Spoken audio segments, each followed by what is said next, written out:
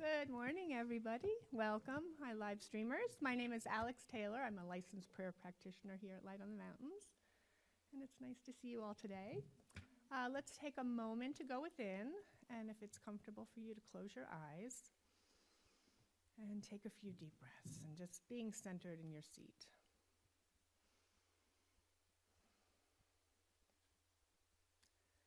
And as we welcome this brand new 24 hours, this beautiful morning service together, we give thanks for one another.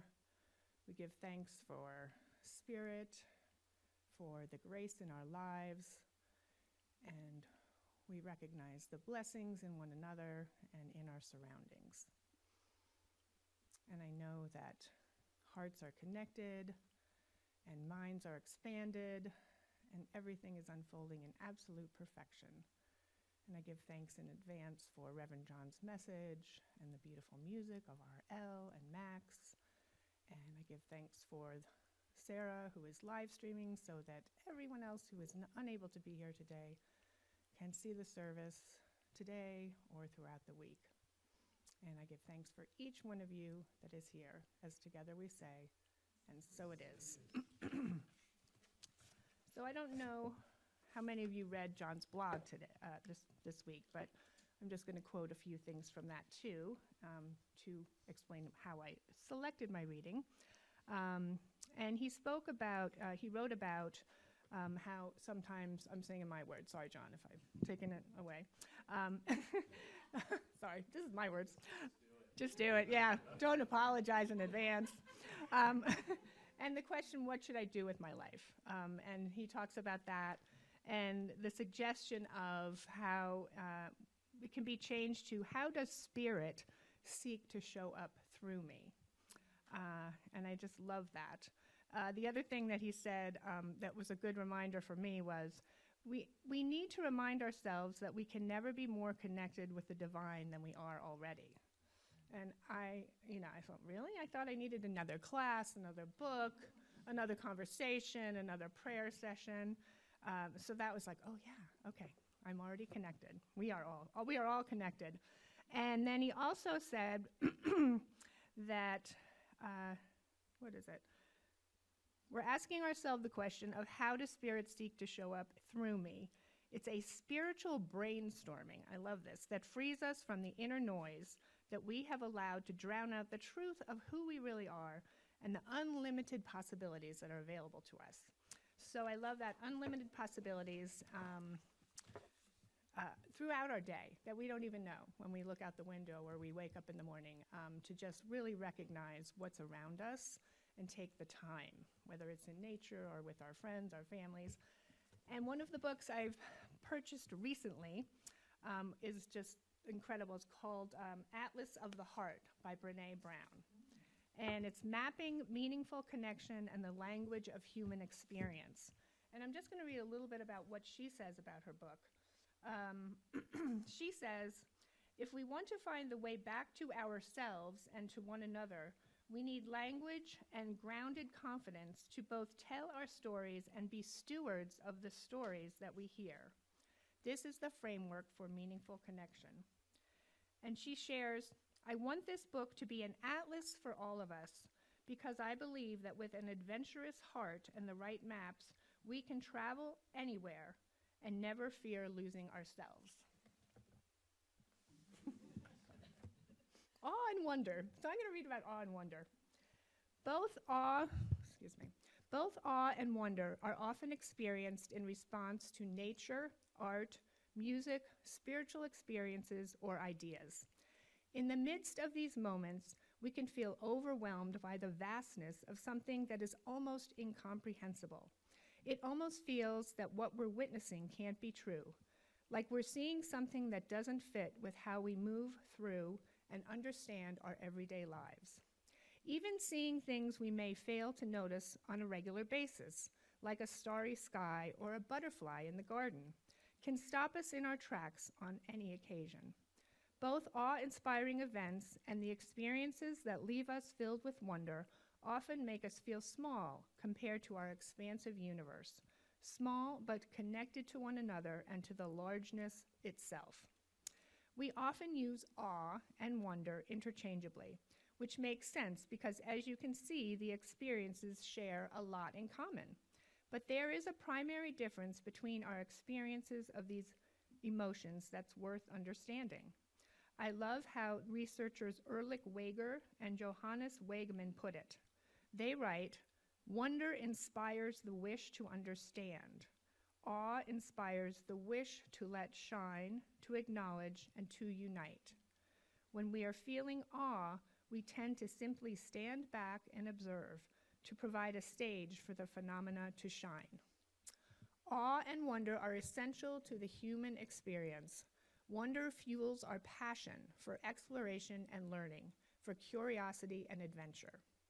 Researchers have found that awe leads people to cooperate, share resources, and sacrifice for others, and causes them to fully appreciate the value of others and see themselves more accurately, evoking humility. Some researchers even believe that awe-inducing events may be one of the fastest and most powerful methods of personal change and growth. So I invite you today to recognize and feel that wonder in your life and see, what that perhaps unveils for you. And you might not be able to see these pictures, but I can show you after. Like she has this picture of awe. And so it's a man that's going out and looking at the stars, and then that's how he feels, and he's just surrounded by this beauty. And then it's like, to me, the stars and the grace is just coming down on him. And then the wonder is this woman looking at a butterfly, and then she's flying like the butterfly, maybe wondering what it's like to fly. And then she goes home and she reads about it. So anyway, many possibilities.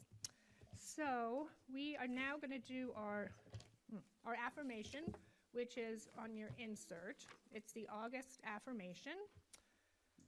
And let's say it together. I am an individuated creation of the divine who embraces life with great passion, purpose, and an understanding of its unlimited potential. Thank you. R.L. Max? Thank you. Good morning, everyone. Thought of the day.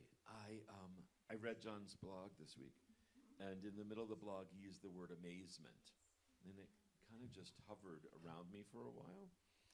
And then yesterday, as all good things happen, as I was checking in on a couple of friends, checking on Facebook, see how they were doing, and my friend Linda Snyder in Richmond, Virginia, had quoted a friend of hers who had quoted Abraham Joshua Heschel, who was a Polish-American rabbi. And this is what he wrote. Our goal should be to live life in radical amazement. There's that word again. Get up in the morning and look at the world in a way that takes nothing for granted. Everything is phenomenal. Everything is incredible. Never treat life casually. To be spiritual is to be amazed. That's all I got. I'm not linking that to some other little part. That's it. I was kind of amazed at how this amazement word showed up again, and how struck I was by this writing and by this idea that everything, not just the good things. I mean, it's easy when you're driving on the road and the sun's hitting the mountain in just the right way, right? That's easy to be amazed at. Look at that beauty. Or not. How many times do you drive down the road and that beauty is there and you don't see it? I confess, if the goal is to get there, then I don't. Someone said to me once, when you wash dishes, your goal is to finish the dishes, but don't miss the opportunities along the way. Thank you, R.L. Thank you, Max. Good morning, everyone. Good morning, everyone at home. Yeah, everyone is a little chirpy today. In fact, we did a memorial yesterday, and everyone was just buzzing. You expect a memorial people to be like this. They were like you today. So it must be in the air. So I'm going to read a quote here, and I want you to notice something. There will be part of you that will be inspired and say, yes, I want to do this. And there will also be a part of you that says, I want to do that, but I don't see how I can. And depending on where you are this morning, because we're all, different places, different levels, notice which one you are, is this even correct English? Which of the two are you more situated today? So just read this. So it is by Judy Canato from a book called Radical Amazement. How interesting. We're psychically connected. We never talk about what we're going to talk about or with each other. This is so weird. Anyways, it says, we live in a time that calls us, just like the universe, to expand, to fling ourselves out into life with creativity and zest. We are invited to be sparked by the primordial fire from which we came. We ourselves are to become flames of love that burn away fear and bring the warmth of compassion to all creation. Where were you on the scale? You don't have to share, but just where are you this morning? Did you say, yeah, I'm going to do that right now? Or did you say, there's a list of things that I have to do, have to learn, take another class, be nicer to people before I can even approach this? Let me just notice. I know that my scale of this throughout the day can change. So notice where you are in that, in any time of your day, during the week. Are you more in, yes, even though I don't see how I can be a greater expression of the divine, I may not see it, and sometimes we're like, who am I to think I can be an expression of the divine? So we're always playing with those two. We really are, depending on any given moment of the day. Of course, it's also a matter of, are we coming from what I call our personality or ego self, which often recognizes perceived limitation before anything else? Or am I coming from a sense of our expanded self that recognize the presence of Spirit, the divine of God, with us at all times, and knowing that there's no limit to what can come through me when I'm in that mode? So again, we vacillate between the two. So as Alex already gave a spoiler alert, we're going to talk a little bit about spiritual brainstorming, as I call it, or visioning, or how to be in that spot where we are recognizing our connection with God and Spirit more often than not. But here's a couple things to look at it. So how do you see spiritual practice or prayer or meditation, anything that you do, how do you view it in your life? Meaning, most of us, or should I say many of us, see it as a part of our day or time that we hollow out. We do spiritual practice here.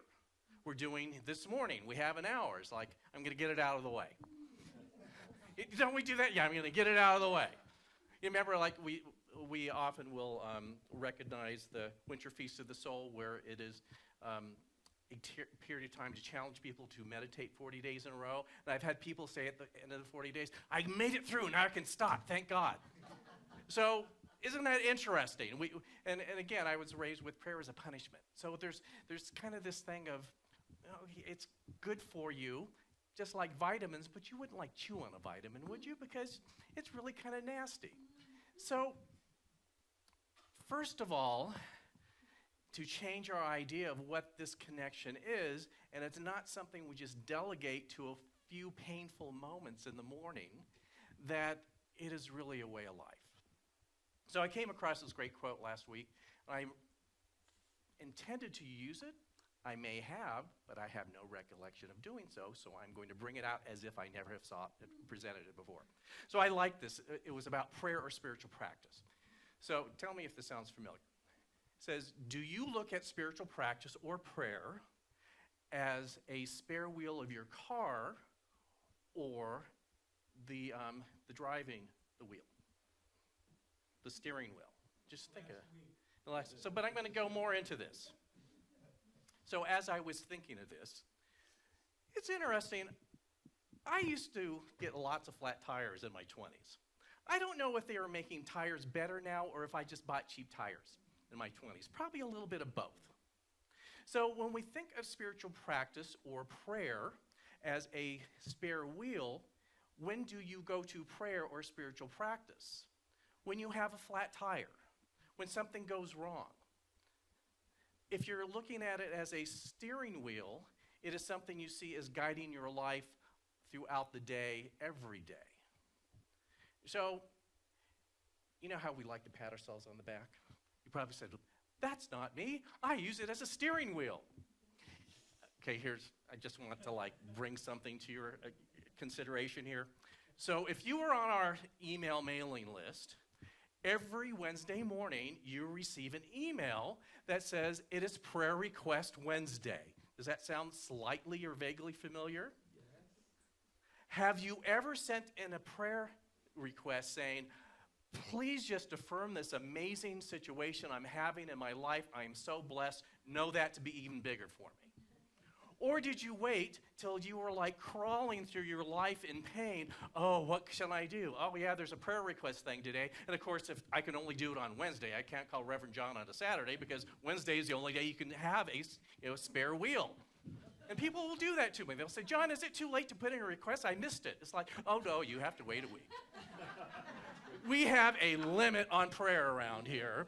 And, our practitioners are just exhausted by the end of Wednesday, and they can't do it anymore. So please, no. I hope your life isn't falling apart, but the quota has been met. No, we don't do that. But really. So we also have a little forgotten prayer request box in there. Again, have you ever thought, I would love someone to affirm this amazing situation I'm having in my life right now? And it expands. See, we're trained to think of spiritual practice as the spare wheel or tire. Funny, the practitioners and I who would come together, we do ministry prayer in person. In case you didn't know that, we do it via Zoom. It's easier to do that. Wednesday at 4 o'clock. So if you put in a request, that's when we go live, so you can just kind of sit and, feel it. You're like, they're on. I know it's coming. It's right now. I'm feeling it's coming right now. They're praying for me. And we are. So I have the same prayer request every week. And some people have said, why do you do that? Because here's how we are taught to think of prayer. So you pray for something because you're in lack. And when you get it, you stop praying for it. Isn't that how you do it? It's like filling out an invoice. When the invoice is fulfilled, you're done. Isn't that kind of a weird thing that we do? So my ongoing prayer request is for guidance and insight in all that I do in the world. And I've had someone said, it's like, John, aren't you getting tired of this? No, actually not. John, are you receiving guidance and insight? Yes. Doesn't that mean you need to stop praying for that? No. So it's my steering wheel. So the fact that it is prayed for every week brings it to my intention that even in times of great confusion and what am I going to do, that I have had this ongoing experience and proof that guidance and insight with my connection to the Spirit is always there. So think of that. So start thinking, prove me wrong. Wednesday, I want our emails to be filled with steering wheel requests. Can you do it? And even so, and here's for extra credit, or as I say, extra God points. So let's say you do have something negative experience going on in your life right now. What is the opposite of it? It's pretty easy. So, so instead of praying for the bad to go away, pray knowing that the good is already there. Can you do that? So I know it's a big thing. It's it's going from woe is me to great possibilities. And it's not really spiritual bypassing. It's just saying, I'm taking a stand for unconditional love. I'm taking a stand for great abundance in my life. I'm taking a stand for wholeness right here, right now, rather than saying, oh, poor is me, this is terrible, please come to my rescue. So even in that, could you feel an energy shift in you?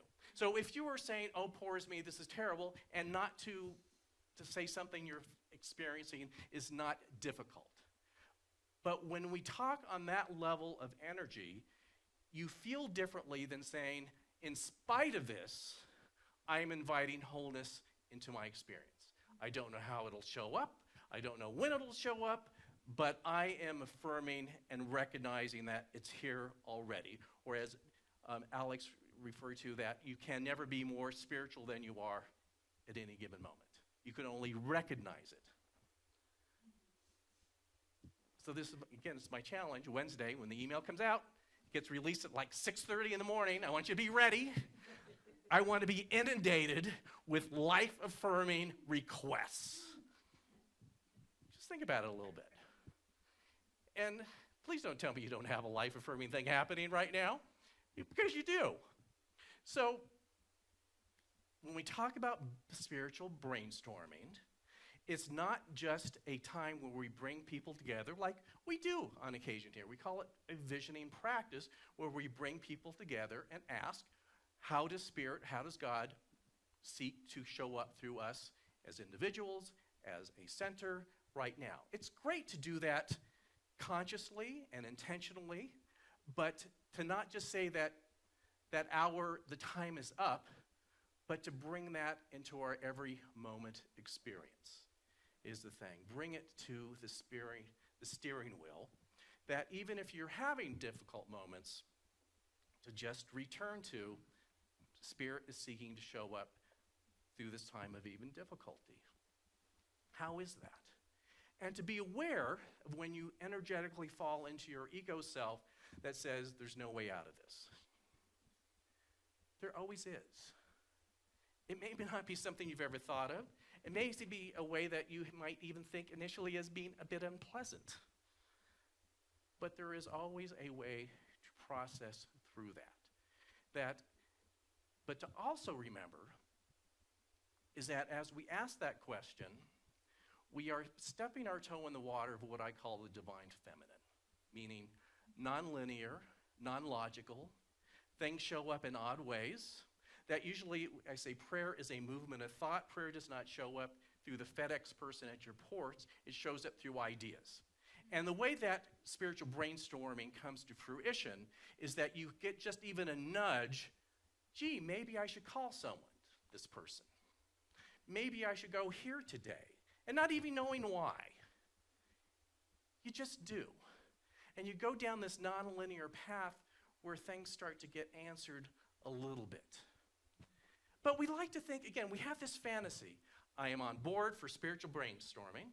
I took Reverend John's challenge. I sent in my request for wholeness and well-being and all that, and the doors are open. I'm ready for it to happen exactly the way that I want it.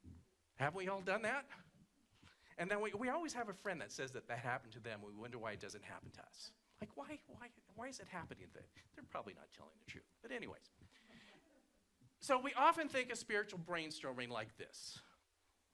Has anyone ever been to the Empire State Building? Okay. So I was there the last time, like when dinosaurs roamed the earth practically, like 30 years ago. And so I had this fantasy, because this is how they show it in movies. You go there, you go in the lobby, there's an elevator, you get up, you press, it's the 102nd story, you press it, and you're up there. Isn't that how? That's not the experience at all. Actually, there's like 3 stages, I think, to get up there. And first of all, you get in a line like you're at Disneyland. It's a very long line. And just when you think you're getting to the front, it's like, oh, now we're going to go down this hall. And then you come around back. And you think, I'm finally on the elevator. And it says, well, no, we're going to stop at the 42nd floor and get into another line. And then I think it's the 80th floor that you get, and you think, am I finally there? No. There's another line for you. And eventually you get up there. And I thought I was just going to have the express elevator up to the top of the Empire State Building. I got there. I learned things along the way. I learned how to deal with my grumpy self a little bit more deeply as I was waiting in line. There was things to learn along this path. It happened, but in a way that my ego self was not anticipating.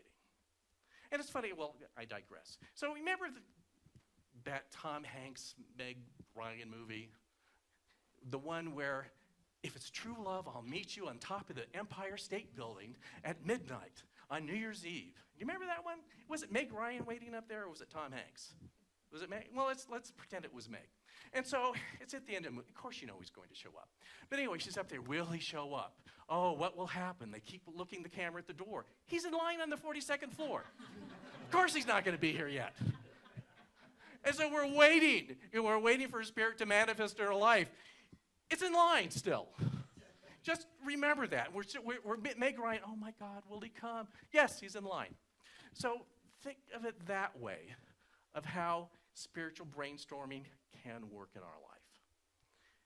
It leads you on a nonlinear path, and each turn in the line is something, a realization you need to learn or more deeply manifest within yourself.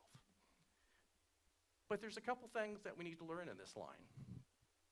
So we are working on both the inner level and the outer manifestation level. In the physical world, we actually need both. Like I said, you can pray all you want, but if you stay on your couch with a bag of Cheetos, not much is going to happen. Same, if you go out and try to make things happen without going towards connecting with insight and the divine within yourself, you'll probably chase your tail a lot of the time. So you have to do both. So as you're in the line in the Empire State Building waiting to get up on top, as we're going inwardly to ask ourselves, okay, so I have this thing that seems to be calling me, but what is it that is really calling me? In other words, what spiritual truth, what spiritual lesson that seems to have almost an excuse for me to do this physical thing? Could it be a lesson of forgiveness? Could it be a lesson of unconditional love? Or my favorite life lesson, which seems to be my life lesson, is that of trust. That if I do the work and I make the effort in the physical world, I have learned to trust that eventually it will turn out. Not necessarily the way that I think it should, but it will actually take me to a better place than I could even imagine. So I'm always aware with me in my life path that trust with the divine is like the big one for me. So where you are, you could have a big life one. You could be doing a little, side thing right now that you would like to spiritual brainstorm. And ask yourself, okay, I think I need to do the thing, but what's the thing, the real thing within it? What is the spiritual truth? What is the spiritual lesson that I need to greater embody? Because as you get clearer on that, the outward appearance will have a way of reflecting that. But let's not forget the outer manifestation. So yes, you actually have to put on your clothes, take a shower, and get out the door and do something. You just do. It'll be different for every one of us. So I remember several years ago, and I've changed the names and the details to protect the innocent. So I was so excited. Through my guidance, I know I'm supposed to do this new business thing. And it sounded great. It sounded wonderful. And, oh, yeah, and this is it. And, oh, this is a spiritual lesson I'm going to learn, blah, blah, blah, blah. Great. So what are your steps in the physical world? I don't know. Have you considered a business plan? That's usually not what ministers do, but it was like, what? And they said, did you notice that this business that you propose to have, you want to do it in an area that's not zoned for that? Have you come across that yet? No, but if I pray, won't it just happen? Well, it's a touchy subject.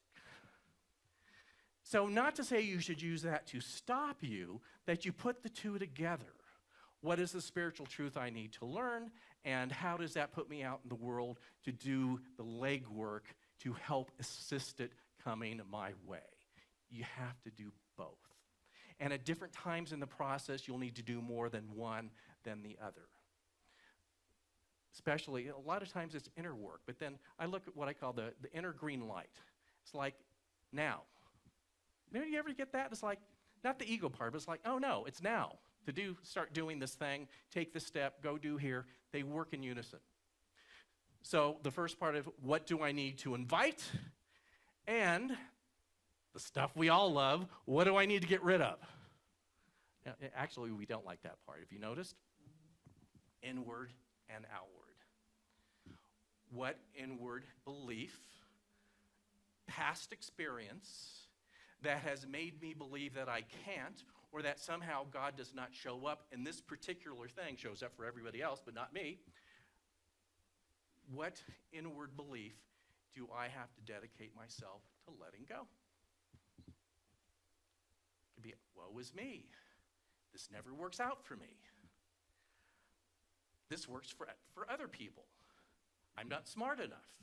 I'm too old. I'm too young. People won't see my value in trying to do this.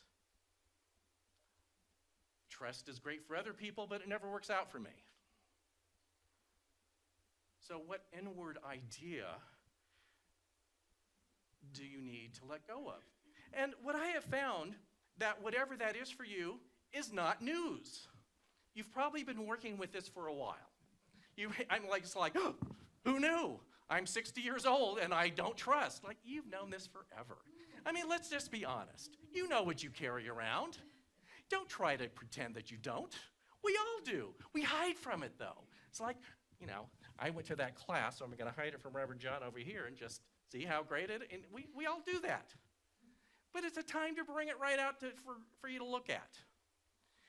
And then, again, inward, now outward. So what landmines have I set in my physical world to make sure it never happens? No, really, what landmines have I set to make sure that it never happens? So I've committed to, there's this great new thing that life-changing, it happens on Tuesday. Well, I always have book club on Tuesday. It's life-changing, but I can't go now, even though it is life-changing, because I go to book club. I mean, silly stuff like that. We say, well, I would love to do that, but, you know, I got to brush the dog today. You know, I mean, I'm being silly, but you know what I mean. We set obstacles, almost impossible barriers in here that, boy, if only this would be different, I could get right to it. And even if for some reason that thing changes, it's like, oh, but it came with this little friend that I have to get rid of now. So what in the physical world have you set up as sometimes are your excuse not to do it? I can't do it. I have kids. Well, they're 30 right now. Well, I still have kids. They're still alive, you know. Oh, they're going through trouble now. Now I have grandkids. So you know what I'm talking about. So again, it works in tandem. What are the inner things that I need to release? And how is that manifested in my physical world that I've used as barriers? And that's what the process of spiritual brainstorming as a lifestyle helps you do. Because we begin to listen to things and get impressions, because prayer, like I said, is a two-way street. You start getting that inspiration that tells you what you already know, quite frankly. You've known forever what spiritual aspect or truth that you have needed to more deeply embody. You have, haven't you? You do. I know you have. You talk about it with yourself all the time. And someday I'll do it, we tell ourselves. And you've known forever the physical things that you put in your way. We're really familiar with ourselves and our own tactics.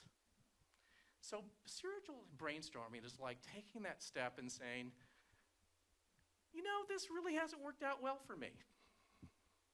What if, I know, shocking as it is, that I start to shift what I believe? And even if it's just pretending at first, just an affirmation that I'm not fully behind yet, but I do it anyway. And what if that roadblock that I constantly set up, what if I go around it this time? What if? What if? For those of you that have taken our Foundation of Spiritual Principles class, there's this great little life in 7 chapters or something. Do you remember some of that? It says, I go down the street and I fall in the hole. And I think, I blame it on the hole, basically. And then like the 3rd chapter is, I go down the street. I see the hole and I walk around. Still there though. And the last chapter is, I go down a different street. So this is what spiritual brainstorming leads you to. It's like, I could go down a different street. I mean, that's really what it comes down to. And spiritual brainstorming, which basically, again, it could be a whole process, but try this throughout your day. Again, it's not about 10 minutes in the morning and then going crazy the rest of the day. It's especially if you're having a, I don't know, stressful moment. Hey, Spirit, God, the universe, whatever word you want to use, is showing up through me right now. That's it. So notice, I just, devil's in the details. Is that the right thing to use right now? Devil's in the details. I'm not saying the divine or God will show up. I'm saying it already has shown up. And I'm using that, not saying that I'm in a state of chaos. please send in the Calvary, God, Spirit, angels, whatever you want. It's like it's already here. That going to a higher state of consciousness is simply recognizing the help that already exists, that has always been there. It's not calling in help or assistance or intuition or guidance. It's saying it's been waiting on you for a very long time to say, there you are. That's what it is. So you don't have to bring it in. You don't have to go anywhere else. It's right where you are already.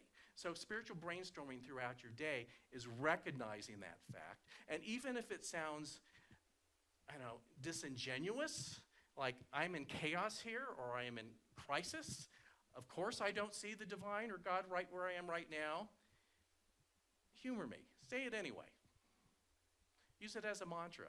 The presence of God, the presence of the divine, the presence of the universe is right where I stand right now. And the way that I've trained myself, I always call it my,